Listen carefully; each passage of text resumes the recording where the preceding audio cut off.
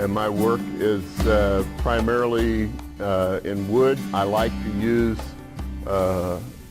maple and mixed media, other kinds of materials coming to this maple as a kind of a foil for the color of the material.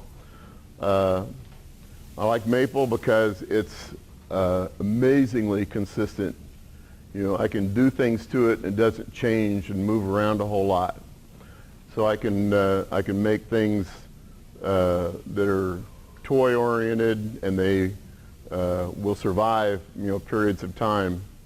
I will use a light finish on the pieces, many times just a wax on the surface, because the maple itself will hold itself up without having much of a heavy surface on it. And so that's basically where I'm coming from. I'll talk to you a little bit more about some of the things that I do and where I get my inspiration from in just a little bit. The things that I was so impressed about on your website is there were a couple of people who had their personal websites on it, and one thing that really drew me to it was the title of a website called Bowls for Breasts.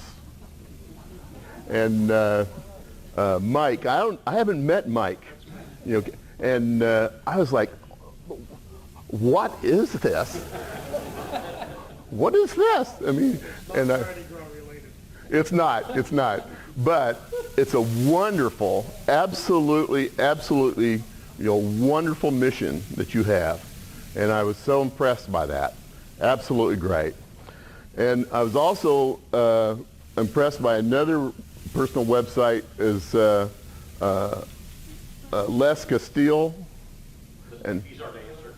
Yeah, wonderful. I mean, absolutely wonderful. Rockers and turn pieces and just beautiful, absolutely beautiful. And I know some of the inspiration where you're coming from with some of the rockers that you're making, and just absolutely beautiful. So if you haven't seen those, I know that you probably all have. Well, you know, certainly you want to go to that. I also, in addition to making sculpture, I make furniture, and furniture in some cases might be thought of as like maybe art furniture. You know, things that are a little quirky. You know, something that's a little bit maybe funny, maybe something that comes across as being like a power desk of some sort. You know, I'll work on ideas related to, you know, the commission that I'm given. And so we kind of work those things over and talk those things over. When I talked to Don initially, he said, I was wondering if you could maybe, since you're a teacher, I was wondering if you could maybe say something about design. You know, maybe when you come to the meeting, you could talk to our group about design. And I said, well, okay, I can do that. I mean, I'm a teacher, I've done this before, and I talk to my students about design.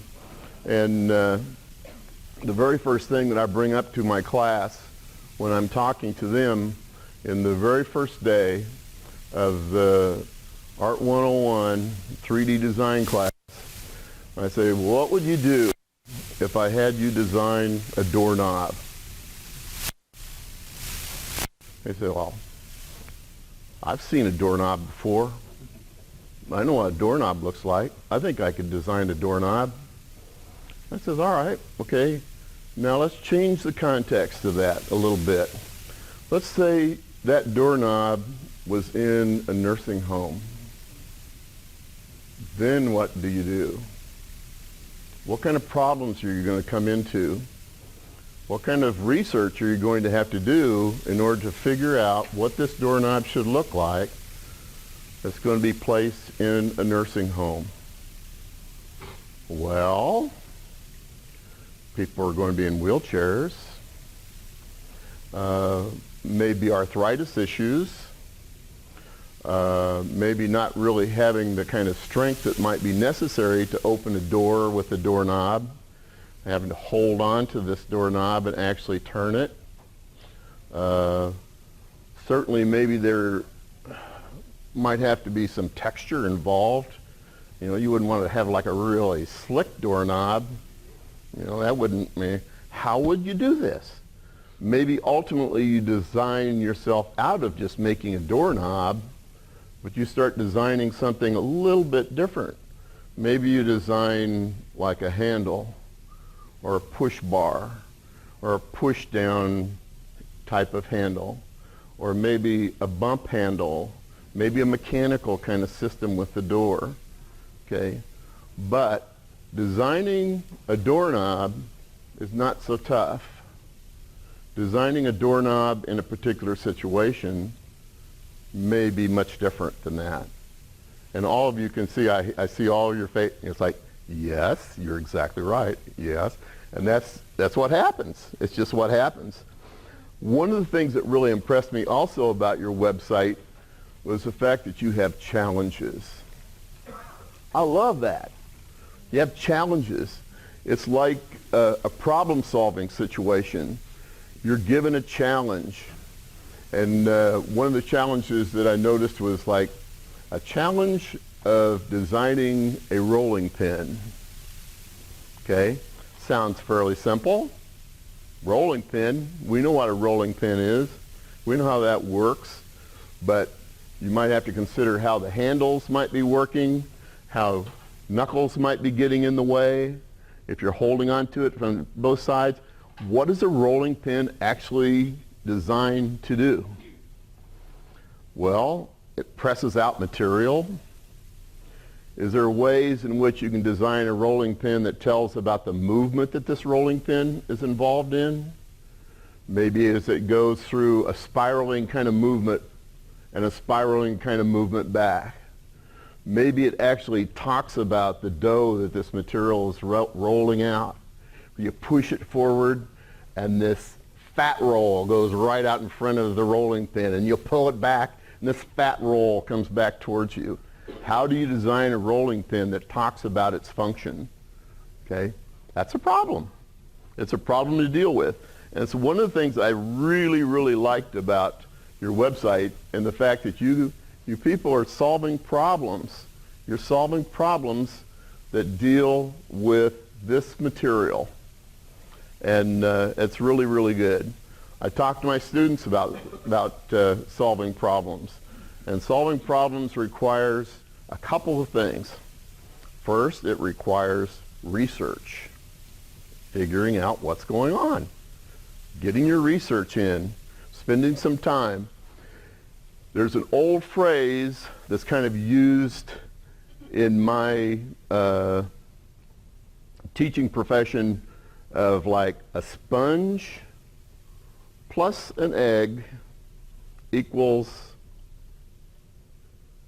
a light bulb. A sponge plus an egg equals a light bulb. What are you talking about? All right, what I'm talking about is that if you become a sponge, you're absorbing all this information, absorbing all of it, pulling all this together, getting everything together so that you have like all this information that you want to deal with, and you add an embryo, you add some little beginnings, an egg, and it equals, aha, a light bulb. All right? So if you kind of remember, sponge plus egg equals light bulb. Okay? The idea goes off, everything comes around. If we have a multiple number of ideas, okay, you come across here, this one's probably best in order to solve this problem. Okay, this is probably the best one. Then I would come off of that as well and come up with a number of variations off of that particular idea to end up with this one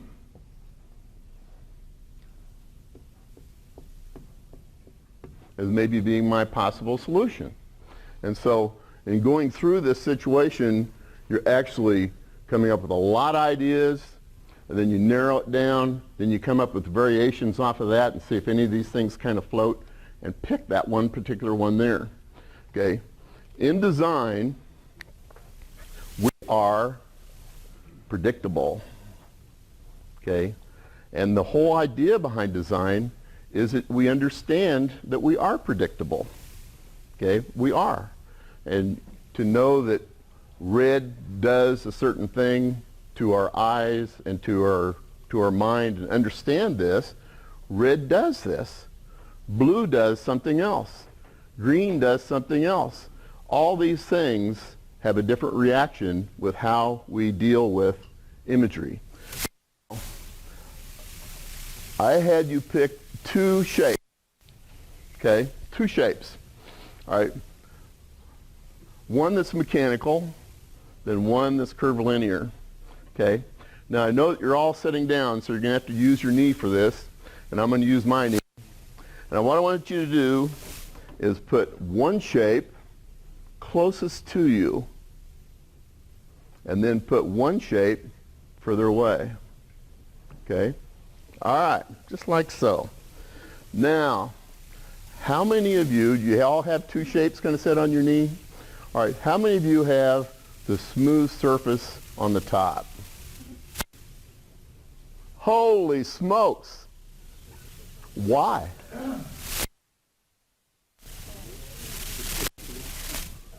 Anyone have any? Help me. So that's a good answer. Okay. Everyone in the room had the smooth surface on the top, and the rough surface on the bottom. Okay. Now, how many of you have the mechanical? This is going to be a little less now. How many of you have the mechanical piece closest to you and the curvilinear piece further away? Still pretty good majority, right? I mean, over half. Most definitely over half. Now, I knew that that's what you were going to do before you even did it. How did I know that? Why would I know that? Huh? No, I'm not watching you. Oh, okay. All right. Okay. Okay. All right. One of the things I want you to do is just look at these two pieces closely now. I want you to turn it over and look at this piece on the bottom side, which most of you had it on the bottom side now. I want you to see the texture that's on the bottom of that. And look at it fairly close. And if you're like me, I'm going to have to pick up my glasses and look at this thing really close. Okay? And then turn it over on the smooth side and look at it. Which of these two sides is the most interesting? The rough side. It is, isn't it? But we understand that Formica, and not Formica, Masonite rather, has like an unfinished side, or a bad side, or a back, and a slick side would be the facing side. Okay? And so we have baggage that we're bringing to this.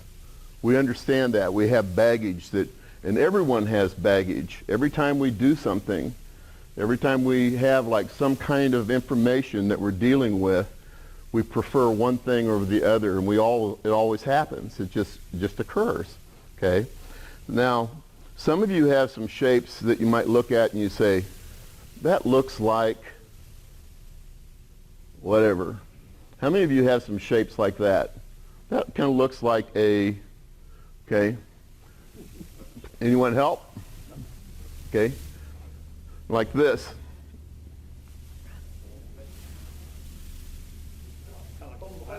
Yeah. Yeah. Yeah. Home plate. A house. You're going, and that's the reason that it's like you're going home, right? Okay. All right. Now, this piece is the other piece, and I just picked this out randomly, but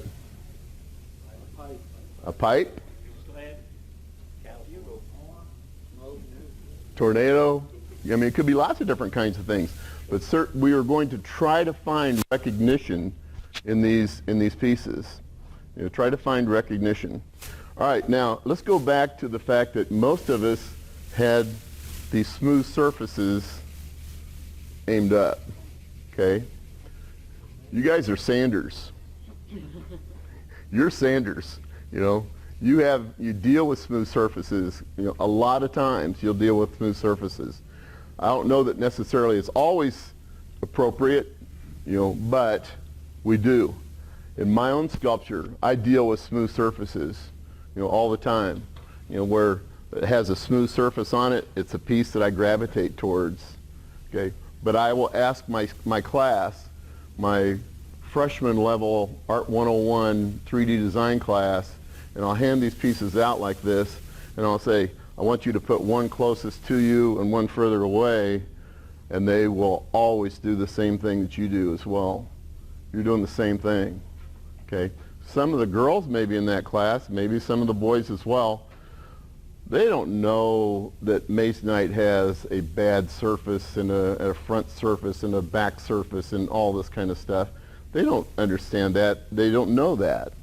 Maybe they don't have a familiarity with the material, but still they will put the rough surface down and the smooth surface up. And design is such that in order to kind of understand how you react to things, that's a part of the design. That's a part of it. That when someone looks at this, they might see that as a pipe. When someone looks at this, they might see this as a house. Okay?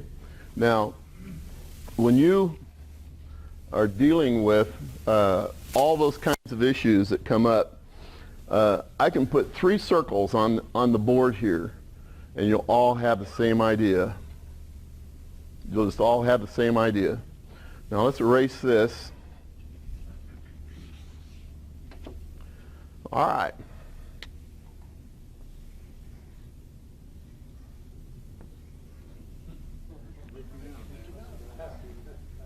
Mickey Mouse. You know, everyone's thinking the same. You know, 3 circles, Mickey Mouse. Okay?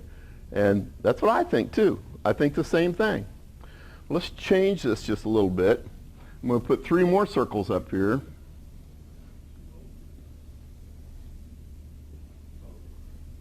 All right, a clover.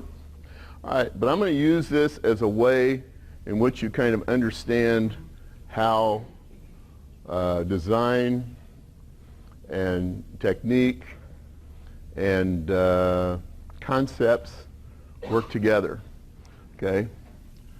This one up at the top is technique. Okay? This one is your concept. And this one is design. Okay? When all these things come together, okay, all these things become integrated here, okay, that's where art is made. Okay? That's where I think art becomes unified. It all becomes together. Okay? If you're building something and making something or turning something and it's all technique, there's no idea behind it, there's no design behind it, okay, then basically you might just be learning to do this, and you know, have actually after you've done this thing so many times, it's like it becomes like just second nature. You know, you just do it. Okay, I can just turn this, I can just make this, I can just sand this out. It's all technical. Okay, it just becomes a technical issue. Okay, but when an idea comes up and you integrate that with the design of the piece, now you might have some pieces down in here where, gee, that's an interesting design, but you just didn't carry through. You know, your technique is not good. Okay, you need to improve your technique in order to get your design to come across. Okay, or you need to improve and address your concepts, your ideas about the pieces in order to get this to come across. And so hopefully we're kind of all striving for something in here. Okay. Now that doesn't mean that it necessarily is mandatory. Nothing is mandatory. I mean, this is just not, it's not like, gee, you have to do it like this. You know, otherwise some kind of design gods are going to come down and whop you one That's not the case.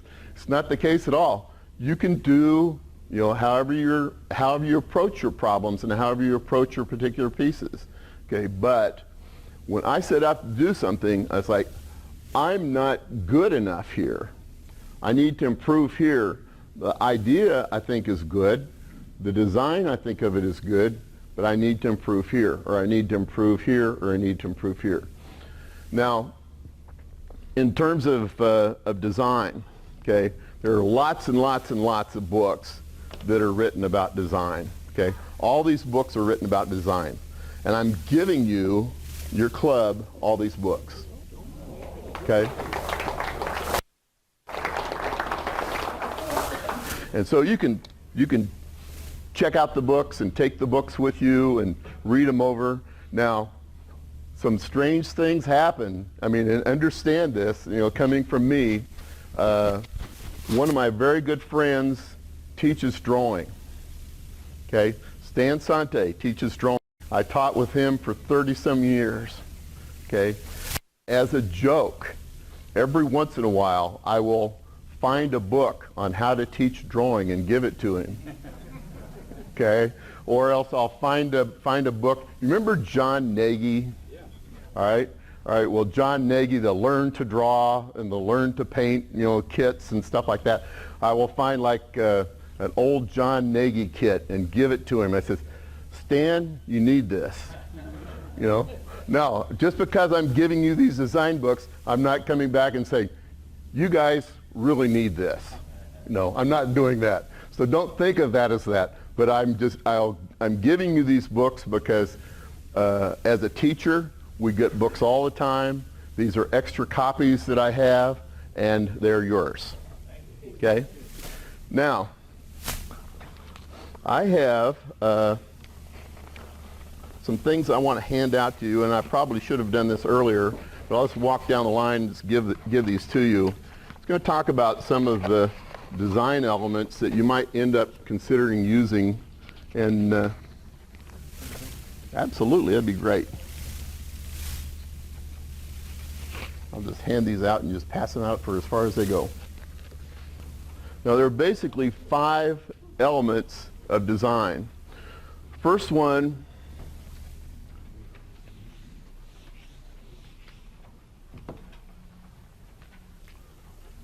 is shape. All right. Shape typically refers to something that's two-dimensional. Okay, flat, two-dimensional paper surface. Okay.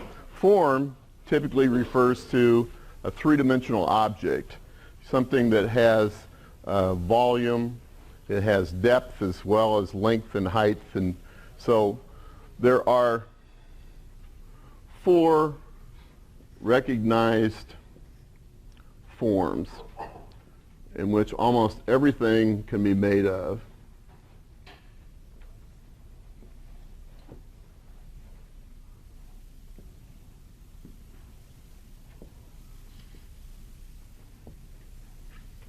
Okay, square, the cube, the triangle or the cone, and the cylinder, and a circle. Okay, now by adjusting we're going to drop down to the third one here.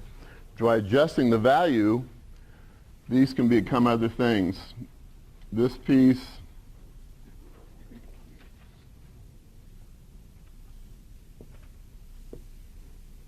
with these wonderful drawing skills that we have here. Okay.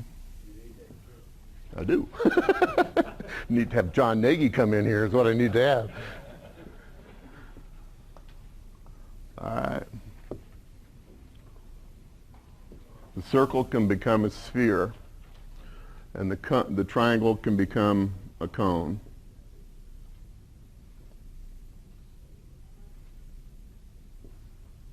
Okay. Now, more complex shapes can be made by taking these pieces, by placing them, grouping them together. Before you know it, you can make a leg, you can make an arm, you can make a head, you can make all these other kinds of things, just with these 4 simple shapes. Line is the second of the elements of design that you can potentially use. Line is typically defined as a point involved in movement. So that point might go over there, bounce off that wall, come back over here. I mean, that point can go anywhere, and that defines a line. Okay? Now, that line can be static,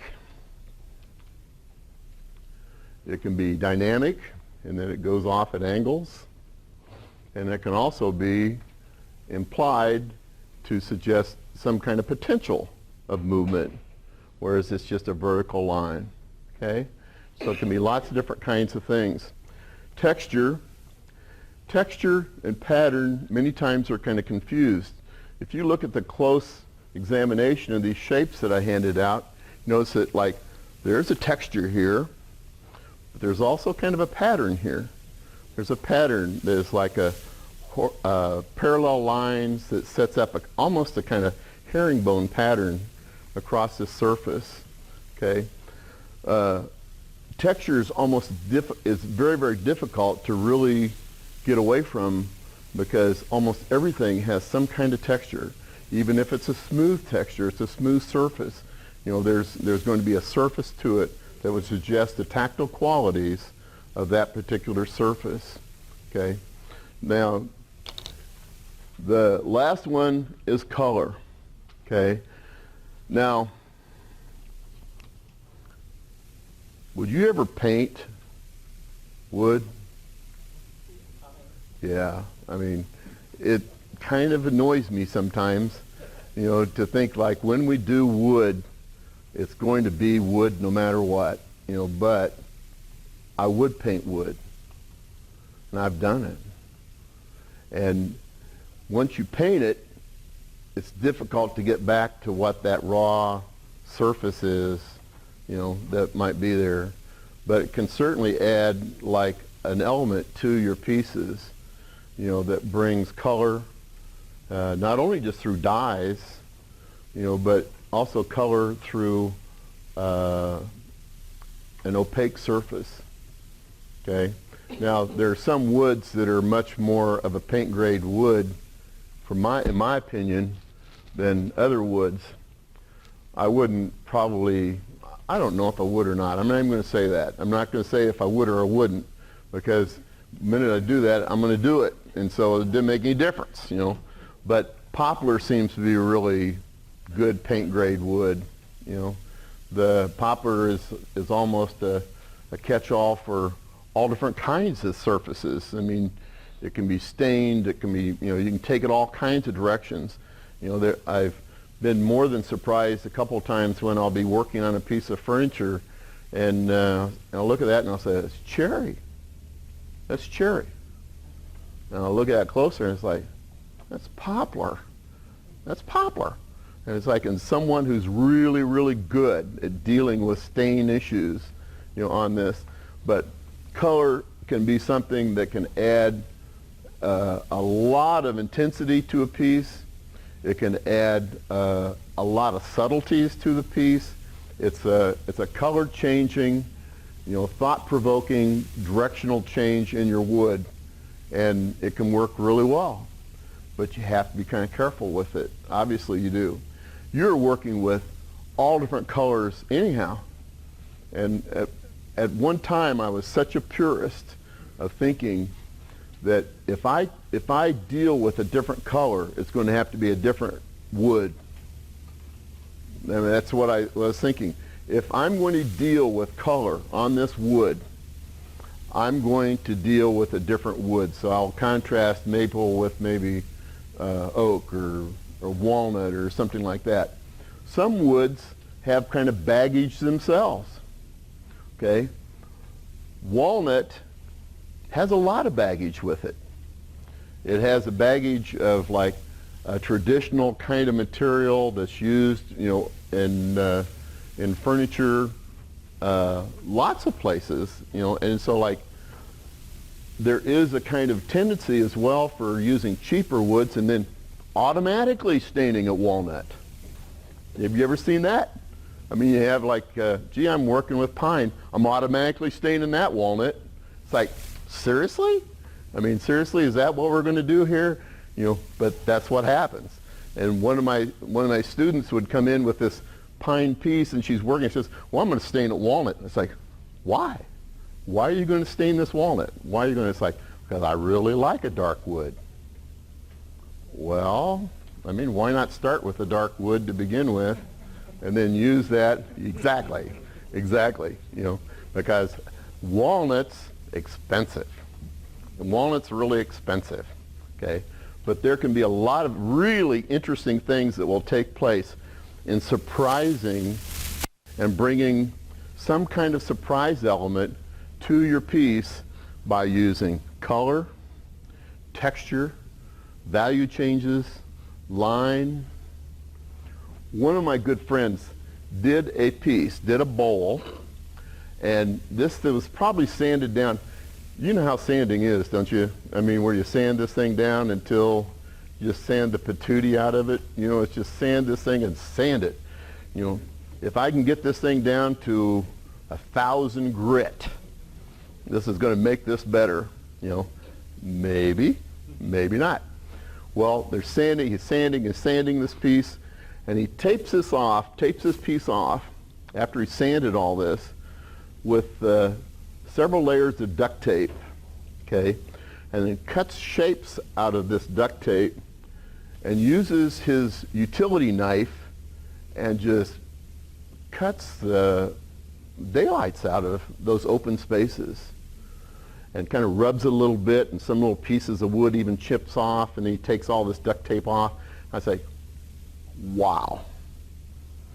And it's just because the addition of that textured surface in that pattern helped to supplement the form that that piece has, and was absolutely beautiful. Absolutely beautiful.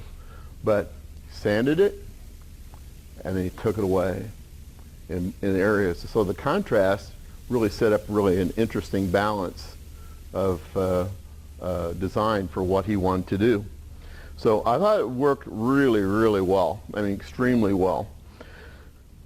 There are a number of principles of design. All right, and we go down through this, balance, a sense of equilibrium achieved through weight, attention, and attraction.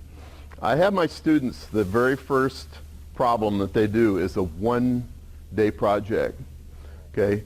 And what they're to do, they're to take a piece of Strathmore Series 400 drawing, sketch paper out of their book, and they're supposed to take this and make either one or a series of columns that will support a brick 7 inches from the table. And so they take this sketchbook paper, and by folding it up, and of course you're going to achieve more strength because you're folding it up and giving it rigidity, or by rolling it up, they can only have 1/4 inch glue seams, so they can't make like a cardboard-like substance to hold this up. So tiny little 1/4 inch glue seams using their Elmer's glue. And of course, if they use too much Elmer's glue, you know what Elmer's glue does to paper, right? It's like, you know, it's gone wacky. And the paper is just like all warped, and it's like, so don't use just a tiny little bit, just enough to hold the paper together. That's all you need. The paper is 11 by 14 inches, so that's important because 14 inches is 1/2 of the distance that they have to hold this brick up. So it's 11 inches by 14 inches. So automatically all of them just go whoosh, cut their paper in half. So now it's like 11 by 7 inches. They start folding and rolling and doing this, and it's supposed to hold an 8.5 pound fire brick. Okay, 7 inches from the table. They don't think they can do it. Almost all of them are successful in doing this, but the tension is great. Critique day, they all come in, they bring in their columns and whatever they're making, and they set them down. Some of them are even like holding this brick above it, and they're kind of just relax, it'll be just fine, it's not a big problem. And so just like very carefully set that on there. Wow, I did it. Yeah, this holds a brick. This piece of paper holds a brick.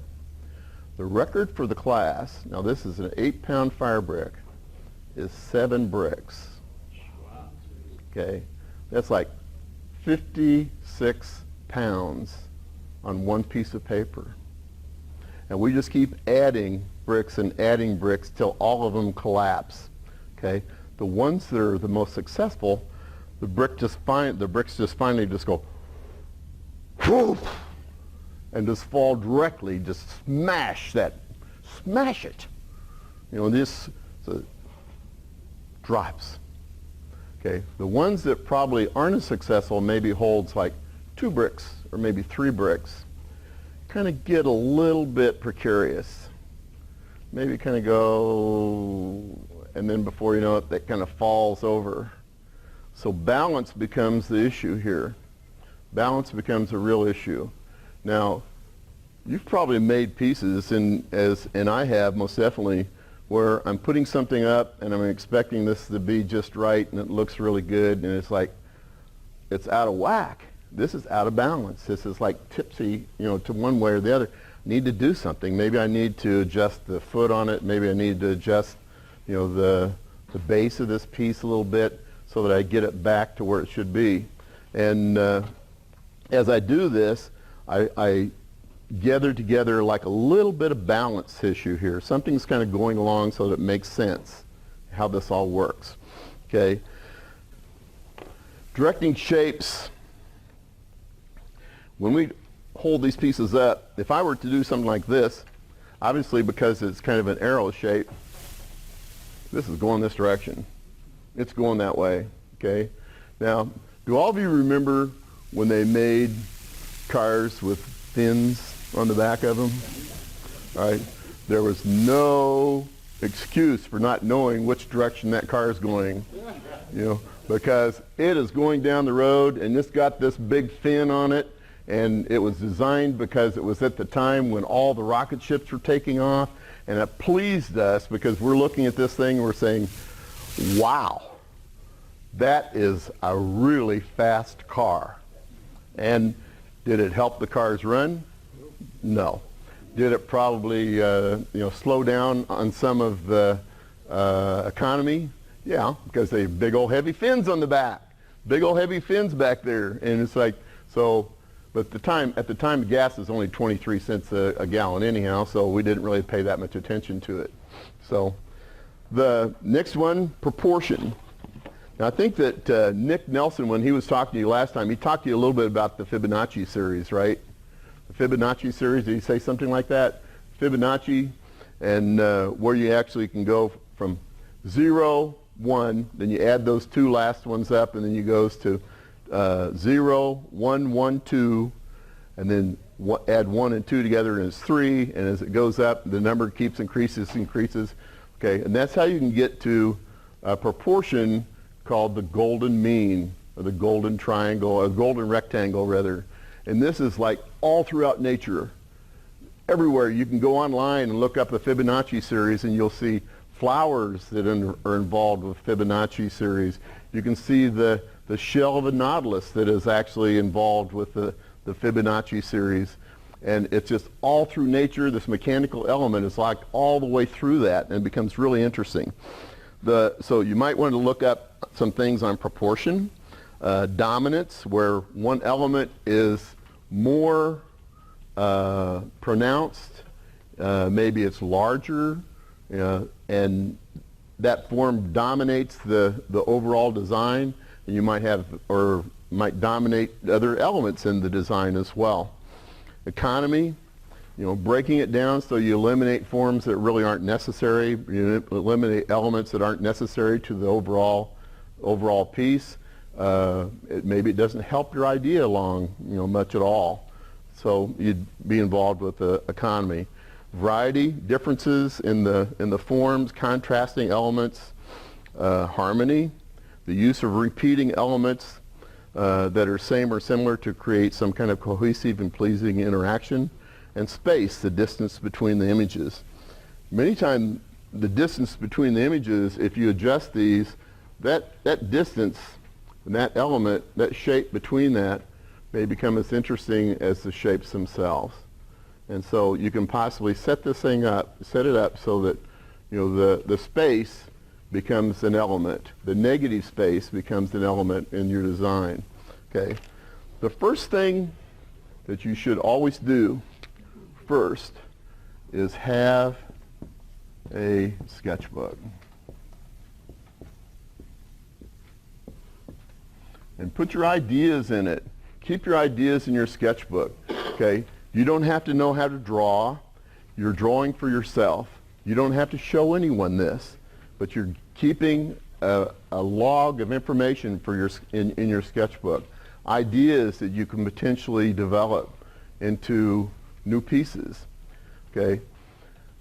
When we had our two sons, okay, the thing that surprised me the most is how they see things.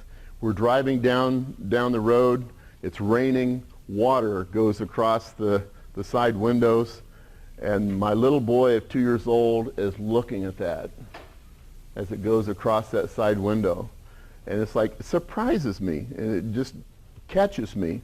So I developed a whole series of pieces, based on scale relationships that tie my son and myself and my wife together. I'm one person. I'm a husband, I'm a father, I'm a sculptor, and hopefully a good craftsperson. And so I wanted to try to bring all that stuff together, all of it together. My son, when he would come over to the studio, he would put on these welder's gloves. So here's this little guy, about that tall, with these welder's gloves coming right out of his shoulders, and these big mitts, and his hands going down 2 fingers, and he's making stuff. I was like, that is really bizarre. That is so strange, because the scale relationship of him with these big gloves. And so I started making small tools for him, little groups of tools, and then I started exhibiting some of those tools. And then I started a collection of phrases that I thought really were akin to what some of the things that they were talking about. And these phrases, now this sounds a little strange, but I'll explain it all as we go here. These phrases were things that had to include a body part and had to be a very common phrase that I would use over and over and over again, that all of us would use. Something like leg up on, okay? Something like chip on my shoulder, okay? Something like arm in arm, okay? Now, in doing this, I came up with over 800 phrases that had a body part and was a common phrase that we would use all the time. And I used these because my son was using some of these things, using some of these phrases, and I was using them, and my grandfather used them, and I used these as motivation for sculpture. Now, that sounds a little weird, sounds a little quirky, but it works. And so when something comes down to where it'd be, I know that you guys will know what this is. Nose to the grindstone. All right, you've got the person has their nose to the grindstone. Okay, they're focused. They're focused on their work. They're directed to do this. Kids didn't know what that was. The students didn't know what that was. But when they knew, but they would know things like hot head, hot hand, hot foot, hot tush. They know all that stuff, okay? But they didn't know some of these old things, and so it became something that was gender related, and it became something that was related through age. Older people would understand some of them. Younger kids wouldn't understand some of them at all. And I kept these things in my sketchbook. And I have about 800. So I went into the computer, and so I started at the top of the head and worked my way down. So I was starting up here, you know, like, and worked my way down. There was nose to the grindstone. And then someone told me that, you know, if someone had a hard ear, I said, I've never heard of that. You know, they have a hard ear. They say, well, that means that they don't have an ear for music. I said, all right, well, I didn't get that. You know, not by the hair of my chinny chin chin, you know, and work my way down, stick my neck out, you know, and you work your way all the way down until ultimately I came up with a lot of pieces, and all the way down to stub my toe, you know, and that kind of thing. And so I have 800 of these. So I go through this 800 list in my sketchbook, and I start selecting ones that I think are really interesting. Wow, half a mind to. That's interesting. Isn't that one interesting? Half a mind to. It's like I have half a mind to do something. It's like if I had a whole mind, then I'd actually do it, you know. But I've got a half a mind to do something, and I'm not going to. I don't know if I might not. You know, I don't know. And so I did a series of pieces based on half a mind to, and a person from down in Philbrook. This was entered in a competition, and I think it was Marcia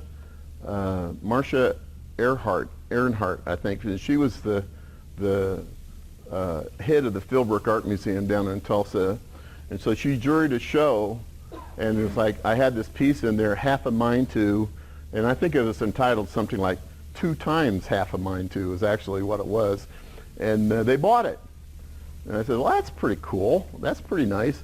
And then the museum that I had in the other, I think this may be vice versa, it was maybe one of the other pieces that they bought. They had 2 pieces, and then the museum bought the other piece. And I said, wow, this is pretty cool. I mean, I'm obviously doing more of these anyhow, but it's a cool way of getting your work out and keeping track. But if I didn't have a sketchbook, I mean, half a mind to's lost. I mean, I can't remember half a mind to, you know, for a long time, a long period of time. It's just lost. And so you always want to keep a sketchbook and keep your things going. Now, it can also just be things like, oh, you would find pictures someplace, maybe pictures in a magazine, and it's like, wow, that's pretty interesting. I can use that, and put that in your sketchbook. Put information in your sketchbook. Do the sketchbook research, and it's going to save you a lot of time in terms of your design elements later on. I put on the second page things to use design. So use design to make your work communicate so that it tells people about your work. You can use design elements so that it becomes a communication tool to make your work dance. If your club challenge for next month was dance, what would you do? What would you do? First thing, you do your research, right? You have to do your research, okay? Now, you may be doing something to make your work dance that would be different than maybe something that you would do completely otherwise, you know, because dance is a kind of, I mean, you saw one dance up here, right? You know? All right. So, that's right. Exactly. All right. Use design to make your work tell a story. That's not nice, is it? Make your work tell a story. Make your work have a sense of humor. Make your work angry. Make your work laugh. Make your work become elegant. To make your work grow. To make your work become retro. To make your work more complex. To to make your work more or less functional, to make your work come together, to make your work relate to nature, to make your work simpler, to make your work move, maybe move physically.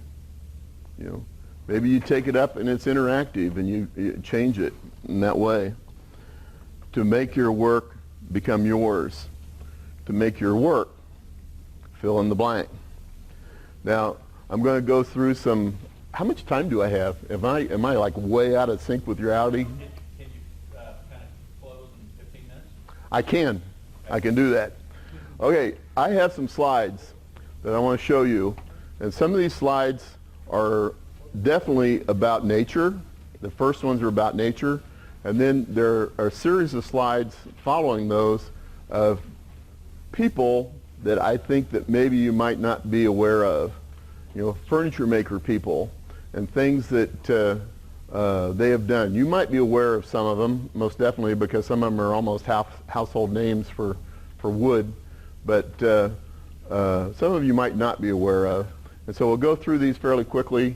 My whole philosophy in showing slides, it's either 20 slides or 20 minutes, you know, because otherwise while the lights are low and the hum of the machine, you know, gets people, it gets to people. So we'll do this real quickly.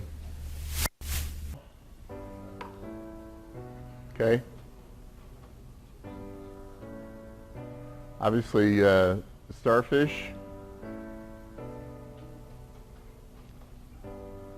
This is the surface of a sea urchin.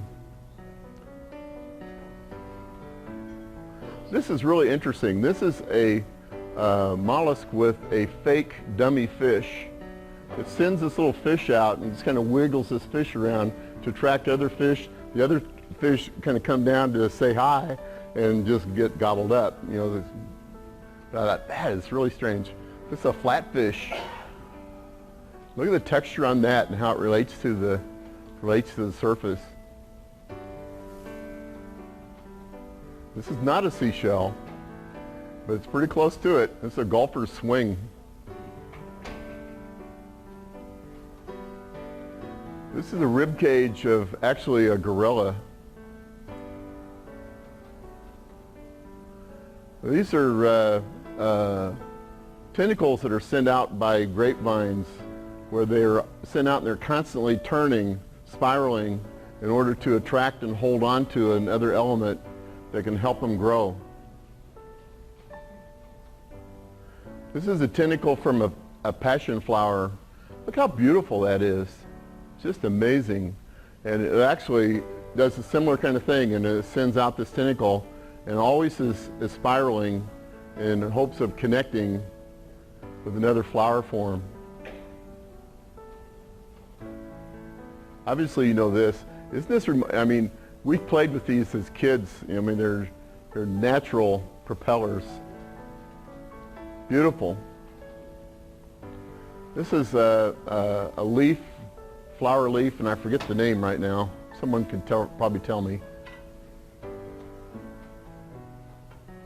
And this is from a water fern. How beautiful those are.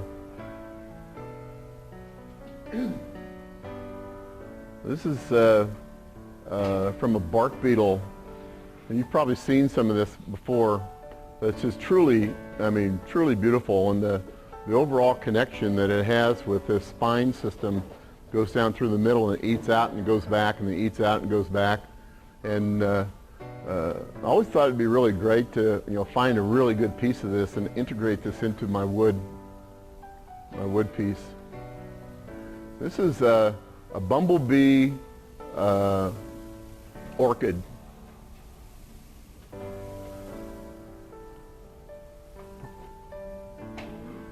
And yeah, insect wings. These are natural rock crystals. How many of you have been to Devil's Tower? You know, see the Devil's Tower where the lava would flow up and everything else is eroded away, and it shows all these sections. You know, This is where my friend that I was telling you about got his idea for, cutting up the surface, and this is just a broken fragment of marble. But, okay, just go on then, Larry. This is mud flats.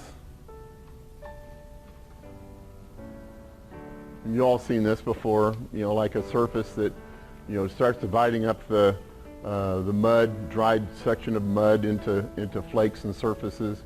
Now, if you're drawing your ideas from nature, what a better source, than looking at and examining close-ups of some of these forms that are found in nature.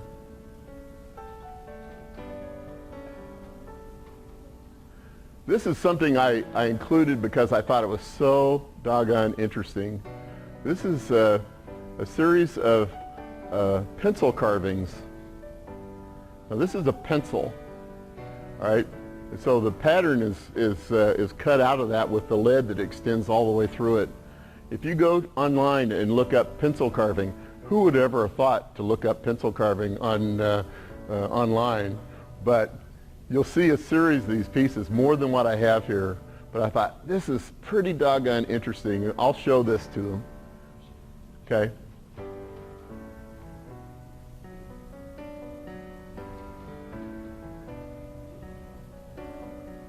Is that crazy? This is one of my favorite furniture makers. This is Charles McIntosh. And when do you think that these pieces were done? This piece was done. Anyone have any rough idea? These were done about 1902. Yeah, 1902. So this is like way over 100 years old. And the design of these pieces are so, I mean, they could be, in the stores right now. I'm not sure how comfortable they are. But the design of them is really pretty interesting.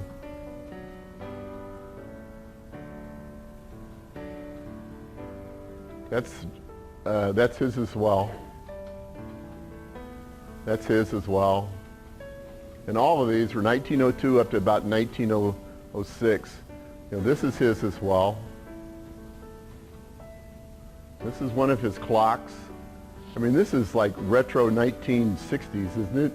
I mean, the design of this, amazing. Okay, this is Wendell Castle.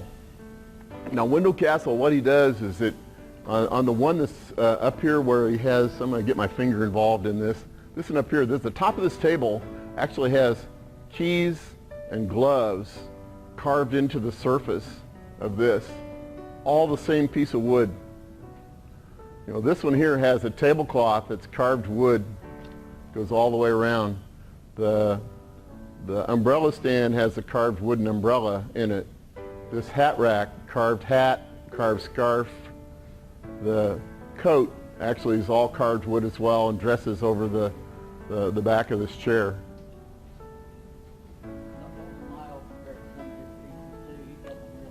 Absolutely, absolutely. This is a piece that's entitled Ghost Clock. And this is carved, bleached Honduras mahogany. And so he has literally bleached the patootie out of this stuff. I mean, absolutely brought it to the white color. It's amazing. This is Thomas Simpson, and he does these pieces of furniture that are crazy in painted surfaces. This is a cabinet. This is about 6 foot tall cabinet. He makes the pieces of furniture, and the painting of them actually makes the painting a part of the piece. So when this is opened, clue, Larry, this is what it looks like. Just textures and surfaces all over the place.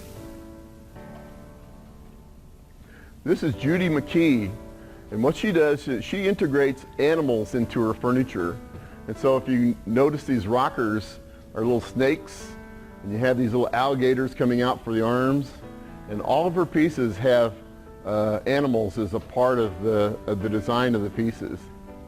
Very funny. This table has these toucans serving as legs, and the long part of the table for the skirt of the table has the toucans and then the fish joining. Other pieces by Judy McKee. Does anyone know who this is? Nakashima. George Nakashima. I mean, absolutely classic furniture maker. His signature on his pieces are these butterfly joints. He is not afraid to use the most gnarly piece of wood, the piece of wood that has the most problems with it, and comes back and makes it important. He uses these butterfly joints to go across for protecting the material.